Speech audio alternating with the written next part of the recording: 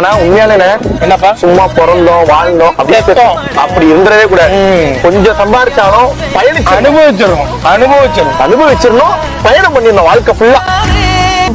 கல் போலவே ஓசையெல்லாம் துறந்தே காண்கின்ற காட்சிக்குள் நான் மூழ்கினேன்.